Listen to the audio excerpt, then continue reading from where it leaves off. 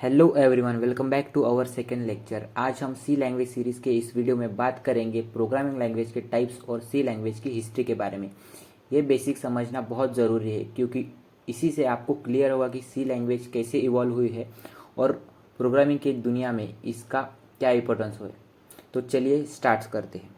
तो सबसे पहले हम यहाँ पर देखेंगे टाइप्स ऑफ प्रोग्रामिंग लैंग्वेज, जहाँ पर हम देखने वाले हैं to types of programming language. जो हमारी जो फर्स्ट लैंग्वेज रहेंगी वो रहेंगी लो लेवल लैंग्वेज, और जो हमारी दूसरी रहेंगी वो रहेंगी हाई लेवल लैंग्वेज। तो इन दोनों में फ़र्क क्या है वो हम इस लेक्चर में देखने वाले हैं। ये जो है introduction of programming languages. Programming language is a formal language use to communicate with computer. As we all know कि जो कंप्यूटर है उनको ह्यूमन लैंग्वेज समझ में नहीं आती, इसे हम प्रोग्रामिंग लैंग्वेज में कोड करते हैं। तो बेसिकली हमको जो हमारा जो मोटिव रहेगा यहाँ पर वो है, हमको जो मशीन लैंग्वेज में हमारा जो ह्यूमन रीडेबल लैंग्वेज में जो हम कोड लिख रहे हैं वो मशीन को समझ में आना चाहिए, जहाँ मशीन को सिर्फ ज़ीरोज़ और वंस के फॉर्म में जो है कोड समझ में आता है, मतलब बाइनरी फॉर्म में। तो यहाँ पर जो है programming language is a formal language. जो ये फॉर्मल लैंग्वेज है वो जो यूज़ होती है टू कम्युनिकेट विथ कंप्यूटर, जो कंप्यूटर के साथ कम्युनिकेट करने के लिए हम प्रोग्रामिंग लैंग्वेज को यूज़ करते हैं। It's provides a set of rules and syntax to write a programme.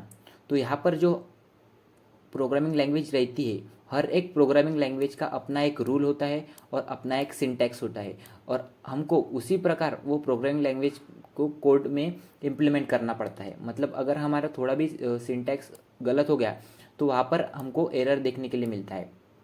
मगर अगर हम बिना किसी मिस्टेक के पूरा जो कोड है वो एकदम प्रॉपरली लिखते हैं तो वहाँ पर कुछ भी सिंटैक्स हमको नहीं देखने के लिए मिलता है।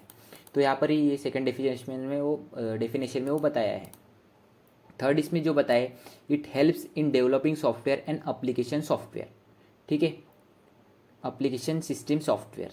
तो यहाँ पर जो है, जो अपना हर एक प्रोग्रामिंग लैंग्वेज है उसको हम जो यूज़ करते हैं यहाँ पर जो एप्लीकेशन को बिल्ड करने के लिए, जैसे हम इस जो लैंग्वेज है इससे हम operating systems like Linux, Unix, Mac OS and Windows जैसे ऑपरेटिंग सिस्टम्स हम इस लैंग्वेज को यूज़ करके बना सकते हैं, मतलब बिल्ड कर सकते हैं। उसके बाद हम वेब एप्लीकेशन में भी प्रोग्रामिंग लैंग्वेज को यूज़ करते हैं, और जैसे वेबसाइट में हमको फंक्शंस डालने हो तो उसके लिए भी हम जो है वो प्रोग्रामिंग लैंग्वेज यूज़ करते हैं। ठीक है, उसके बाद में it act as a bridge between human logic and machine execution.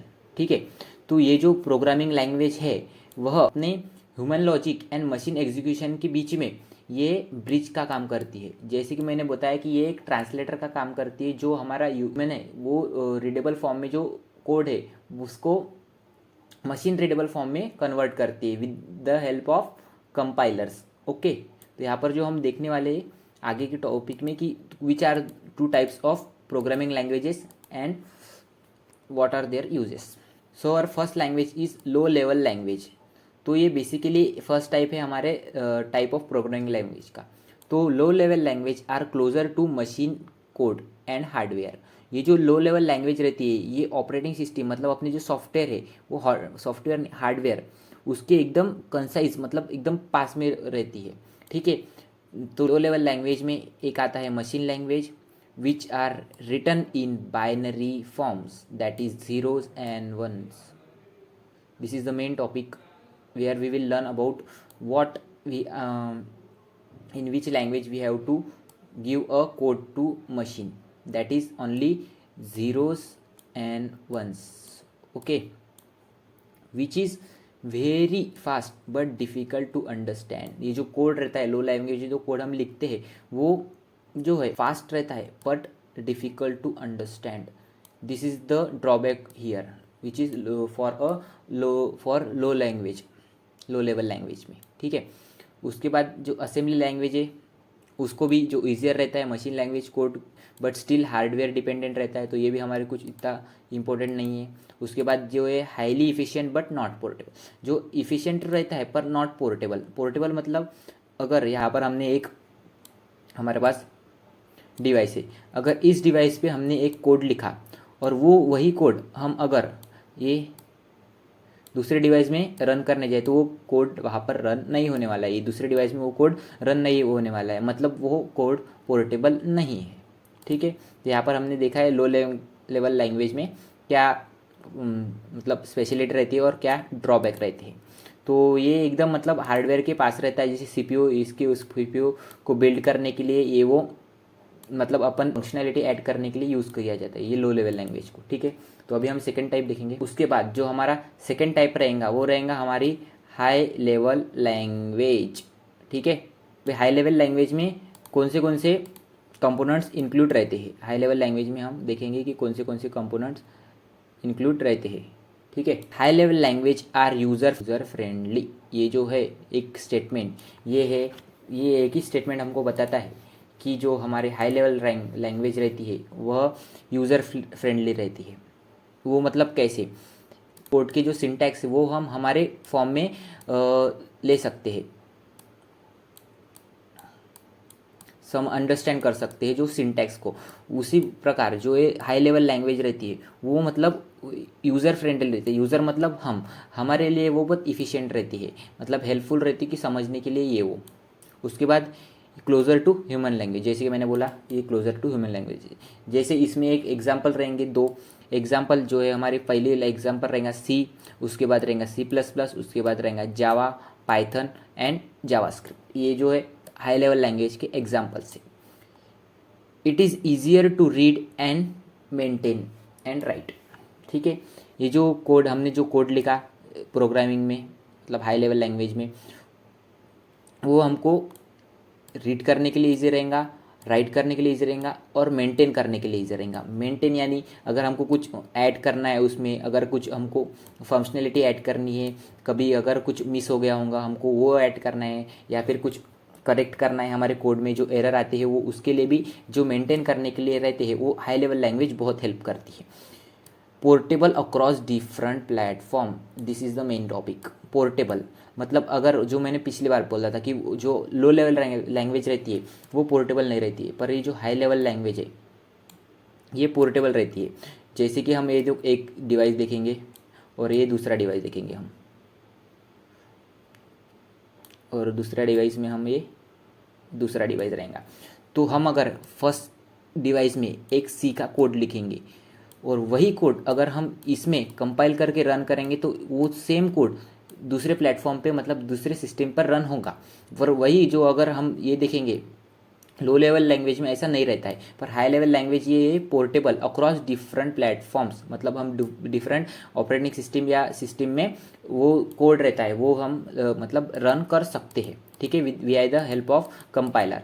ठीक है, ये जो हाई लेवल लैंग्वेज रहती है इनको रिक्वायर्ड रहता है कंपाइलर की ज़रूरत रहती है और अ इंटरप्रेटर। ठीक है, to convert into machine code. ये जो हम कोड लिखेंगे अभी फ़िलहाल ये देखो, आपको एक मतलब ये देखो आपको एक एग्जांपल देता हूँ। हम जो ये कोड लिखते हैं वो हम कोड लिखते हैं ह्यूमन लैंग्वेज में। ठीक है, ये ह्यूमन लैंग्वेज में हम कोड लिखते हैं। ठीक है, अगर हम ये कोड लिख लिया ह्यूमन लैंग्वेज में और एक कोड को जो रहेगा यहाँ पे एक कंपाइलर और एक इंटरप्रेटर रहेगा। ठीक है, जो हमारी बस का काम करेगा। ये जो इंटरप्रेटर है ये जो कंपाइलर है,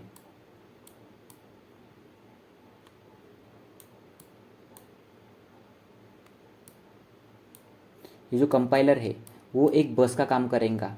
जो हमारा ह्यूमन कोड है वो पहले ये कंपाइलर के पास जाएगा, ये कंपाइलर जो है वो हमको एक कोड देगा जो है हम मशीन लैंग्वेज में कन्वर्ट कर सकते हैं। मतलब ये जो बस है ये एक कंपाइलर है और वो इस ह्यूमन लैंग्वेज कोड मतलब अपने यूज़र फ्रेंडली कोड को ये मशीन मतलब एक की बाइनरी फॉर्म में कन्वर्ट करेगा, उसी को बोलेंगे हम एक कंपाइलर और अ इंटरप्रेटर। तो ये जो हम हाई लेवल लैंग्वेज को मशीन लैंग्वेज में कन्वर्ट करने के लिए कंपाइलर मोस्ट इम्पॉर्टेंट है। ठीक है, तो पहला जो है टाइप है वो है programming language can be classified bye there paradigm. Procedural language ये जो है ये फर्स्ट टाइप जो है, मतलब तो यहाँ पर हमको जो कोड है वो एकदम प्रोसीजर में ही लिखना पड़ता है। मतलब हमको कोड जो है वो पहले जो अलग अलग फंक्शंस रहते हैं हमारे पास, जैसे इंक्लूड फंक्शन रहते हैं और डेफिनेशन फंक्शन रहता है, मेन फंक्शन रहता है, तो हमको जो कोड है वो एकदम कंसाइजली वो step by step function by function ही लिखना पड़ेगा, उसको ही बोलते हैं हम प्रोसीजर लैंग्वेज। इसको हम मतलब अपने मन से कहाँ पर भी नहीं लिख सकते। जैसे सी जो है ये एक प्रोसीजर लैंग्वेज है, तो हमको जो पहला है हमको इंक्लूड सेक्शन ही लिखना पड़ेगा, उसके बाद डेफिनेशन सेक्शन ही लिखना पड़ेगा, ग्लोबल डिक्लेरेशन सेक्शन ही लिखना पड़ेगा, फिर मेन सेक्शन लिखना पड़ेगा। मतलब ये जो ऐसा है ये प्रोसीजर के हिसाब से चलने वाली लैंग्वेज है ये, इसीलिए इसको बोलते हैं कि प्रोसीजरल लैंग्वेज। उसके बाद जो है ऑब्जेक्ट ओरिएंटेड लैंग्वेज, इसका मतलब तो बहुत मतलब ये जो लैंग्वेज है ये आगे जाके आपको बहुत काम आने वाली है। इसके जो उप कंसेप्ट रहते हैं इसको एक बोलते हैं ऑब्जेक्ट ओरिएंटेड प्रोग्रामिंग सिस्टम्स। ठीक है, जो बेस्ड रहते हैं ऑब्जेक्ट्स एंड कार्स, मतलब ऑब्जेक्ट्स एंड क्लासेस पे। तो हम यहाँ पे एक एग्जांपल देखेंगे। तो हम जो है ये ऑब्जेक्ट ओरिएंटेड प्रोग्रामिंग लैंग्वेज है, यहाँ पर अगर हमको जो क्लासेस रहती है यहाँ पे अगर देखेंगे तो जो एक हम एग्जांपल लिखेंगे, अगर यहाँ पे एक कार है तो कार एक क्लास हो सकती है यहाँ पर, और उसके जो रहते हैं ऑब्जेक्ट्स रह सकते हैं जो रियल एंटिटी पे बेस्ड करते हैं। मतलब रियल एंटिटी मतलब क्या है, उसका स्पीड रहती है, कार की सभी कार की स्पीड सेम रह सकती है, कार को हर एक कॉल को मतलब कार को माइलेज रहता है, हर एक कार को पेट्रोल डीजल वैरायटी रहती है। तो अपना जो है कार है ये एक क्लास हो गया, और क्लास के जो ये जो है स्पीड रही, माइलेज रही, और उसके बाद कार का कलर क्या है वो इसका रहेगा हमारे ऑब्जेक्ट्स। तो इसी प्रकार जो है ये ऑब्जेक्ट ओरिएंटेड लैंग्वेज डिफ्रेंशिएट होती है। इसके भी बहुत टाइप्स रहते हैं, मतलब हम जो इसमें मतलब फंक्शंस रहते हैं ऑब्जेक्ट ओरिएंट के, जैसे इनहेरिटेंस, पॉलीमॉर्फिज्म, ये वो इसमें ऐड रहते हैं। उसके बाद आती है एक टाइप के मतलब फंक्शन के ऊपर ये करने वाली लैंग्वेज, वो है scripting language, which is use for automation and web scripting. तो यहाँ पर अगर आपको वेब डेवलपमेंट में अपना करियर बनाना है तो आपको जो है पाइथन जो कि बैकएंड में यूज़ होती है, और जो है जावा वो आपको मतलब फ्रंट एंड बैकएंड दोनों में यूज़ हो सकती है। अगर अपन जो देखते हैं वेब डेवलपमेंट में, अगर हमको कुछ अपने वेबसाइट बनाई we are the help of HTML, ठीक है, तो यहाँ पे एक वेबसाइट बनाई, उसमें हमने फंक्शनलिटी डालने की है, CSS ये वो डाल दी। उसके बाद अपने को इसमें फंक्शंस ऐड करने कि कौन सा बटन क्या है, ये बटन दबाने के बाद क्या होने वाला है, वो ये सब, तो वो हम स्क्रिप्टिंग लैंग्वेज जैसे कि जावास्क्रिप्ट से डाल सकते हैं। और जो पाइथन है उसमें हम अपन बैकएंड में भी यूज़ कर सकते हैं। तो ये था हमारा बाय द फंक्शन, ठीक है। तो उसके बाद हम बढ़ते हैं अपने एक नेक्स्ट टॉपिक की इधर, जो है हमारा सबसे मेन टॉपिक, जिसको हम बोलेंगे हिस्ट्री ऑफ सी लैंग्वेज, ठीक है। तो ये टॉपिक के ऊपर बढ़ते हैं। तो मैं सबसे पहले आपको ये रीड करके बताऊंगा, फिर बाद में एक्सप्लेन करूंगा easy. C language is a procedural general purpose programming language, ठीक है, that was originally created by Dennis Ritchie in 1972 at Bell Laboratory AT&T Labs. It was originally initiated as system programming language to implement the Unix system. ठीक है, जो ये सी language है वो procedural language है, मतलब ये स्टेप बाय स्टेप ही हम इसको लिखना पड़ेगा, कौन सा भी सेक्शन कहा दूसरी इधर नहीं आ सकता है, इसके जो सिंटैक्स है उसके हिसाब से हमको ये लैंग्वेज लिखनी पड़ेगी।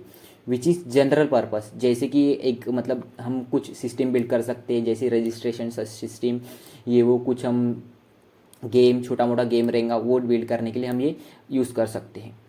दैट वॉज ओरिजिनली, जो ये सी लैंग्वेज है वो ओरिजिनली जो है क्रिएटेड बाय डेनिस रिचे। तो ये है डेवलप किए इन्होंने सी लैंग्वेज डेनिस रिचे ने इन 1972। कहाँ पर? बेल लेबोरेटरी में।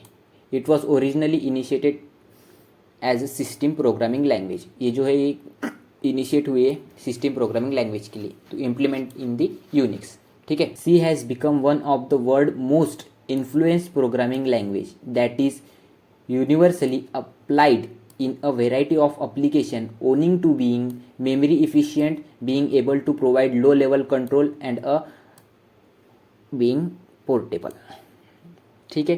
तो ये मतलब वर्ल्ड वाइड यूज़ की जाती है सी लैंग्वेज, जो कि सबसे पहली लैंग्वेज है, और इसके जो फंक्शंस है वो आगे जाके कौन से भी लैंग्वेज में कवर होने वाले हैं। उसके बाद जो है C is considered as a mother for all of language. तो ये जो सी है उसको मदर ऑफ ऑल लैंग्वेज बोला जाता है। As many later language like Java, PHP and JavaScript, or here you can say C++. Okay, you can say also C++.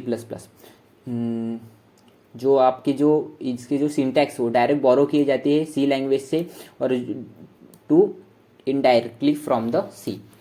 If a person learns C programming first, it helps to learn any modern programming language as it is provide a deeper understanding of the fundamental of programming. तो अगर कोई भी person है जो firstly सी language पढ़ता है तो उसको फंडामेंटल्स मतलब समझने में हार्ड नहीं जाएंगे अगले लैंग्वेज के.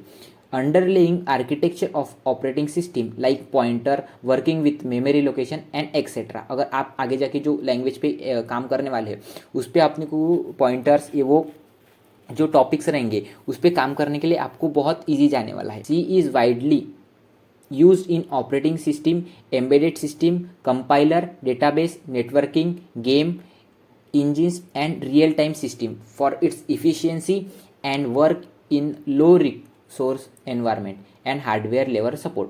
तो ये जो है हमारी जो सी लैंग्वेज है वो एकदम कापेर ऑपरेटिंग सिस्टम, बाद में embedded systems, compiler, database, networking games और इंजन में रियल टाइम सिस्टम्स ऐसे जो है सिस्टम्स में यूज़ की जाती है जो इनको बिल्ड करने के लिए जो हार्डवेयर जो है वो लो लेवल में सपोर्ट करते हैं. ठीक है, तो यहाँ पर ये तो अपना पूरा हिस्ट्री था. यहाँ पर अगर आपको कुछ भी पेपर में आया वो तो आप ये जो क्वेश्चन है हिस्ट्री ऑफ सी लैंग्वेज ये आपको एटलीस्ट मतलब आप नहीं किए तो भी 5 मार्क के लिए तो ये क्वेश्चन आने वाला है. किसने डेवलप की सी लैंग्वेज, किसने डेवलप की, कहाँ पर की, सी लैंग्वेज का क्या इंपॉर्टेंस है, आपको समथिंग मतलब कुछ फीचर्स भी लिखने पड़ेंगे सी लैंग्वेज के. तो ये था हमारा हिस्ट्री ऑफ सी लैंग्वेज का टॉपिक. तो आज हमने देखा प्रोग्रामिंग लैंग्वेज के मेन टाइप्स और सी लैंग्वेज के फैसिनेटिंग हिस्ट्री. ये नॉलेज आपके बेस स्ट्रॉन्ग बनाएगा. ठीक है, और नेक्स्ट वीडियो में हम देखेंगे एल्गोरिदम एंड फ्लो चार्ट्स. तो स्टे ट्यून. अगर आपको ये वीडियो पसंद आया तो लाइक, सब्सक्राइब और बेल आइकन प्रेस करना ना. See you in the next video. Keep learning and happy coding.